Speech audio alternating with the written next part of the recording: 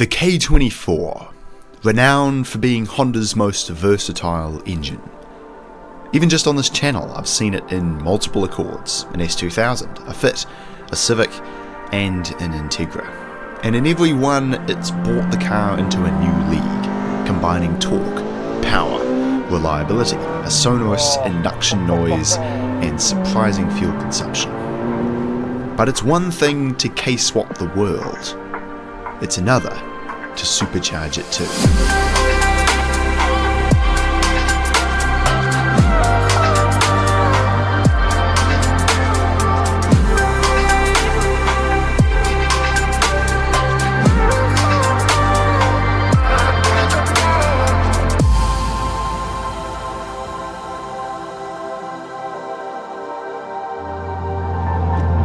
This is going to be interesting.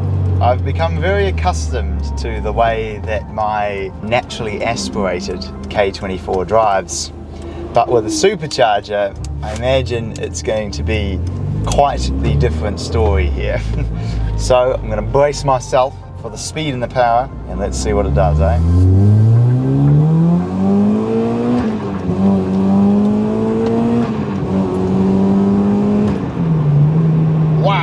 It's interesting how for a supercharger it actually feels very turbo, and that's because it's actually got a centrifugal supercharger, which in many ways behaves more like a belt-driven turbo rather than the typical supercharger that you're used to on American V8s and the like, which means that it doesn't have a supercharger whine, it has more of a turbo whoosh. But what it translates to is a car that with very little effort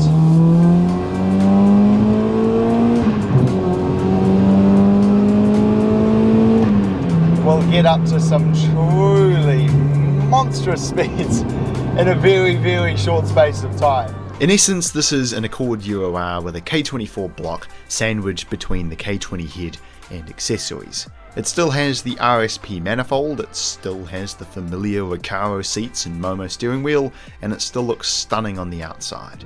But other than that, what's astounded me most is that in general, it just drives like a Euro R. It's the kind of car where you could just sit back, relax, drive it for an hour at a time, a couple of hours down for a little road trip somewhere, and it will be very comfortable, very easy going. But one advantage is that if you are on a road trip and you do need to overtake someone, it doesn't take long.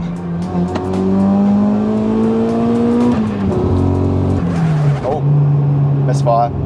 Oh, it's really misfiring now. To take the left. I think a coil or something has gone. We've turned our supercharged Accord into a Subaru. That's much better. Yes. Well, with it back on the road, thankfully it was just coil number 4 decided to die mid-pull. But now we're back in business, and this is fantastic, man. Oh, on a road like this. A few cheeky corners. The engine is so quick to rev. What I love about it is that it just feels like a really big, naturally aspirated engine. There's virtually no lag in the boost, because obviously it's belt driven. The way that it sort of builds power is like very progressive, where it's not like turbo cars where it's like, this thing, you put your foot down, it's just... If anything, you notice more of a sort of kick in the back when it hits VTEC as opposed to when the boost kicks in. I can't believe how quick, you just boop on the throttle and it's just boom, straight down the gears. Oh, that is just fantastic. I'm pretty astounded, eh? Wow, okay, yeah.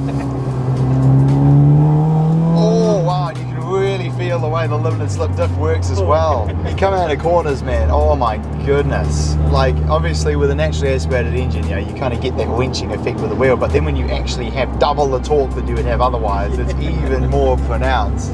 So there we go, supercharging your Accord. It's absolutely fantastic.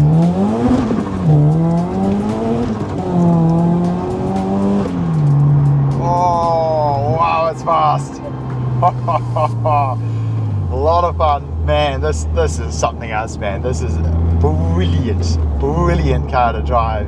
Absolutely, I'd recommend if you've got the budget and the time and the willingness to put in the effort. What you're left with is a truly fantastic car.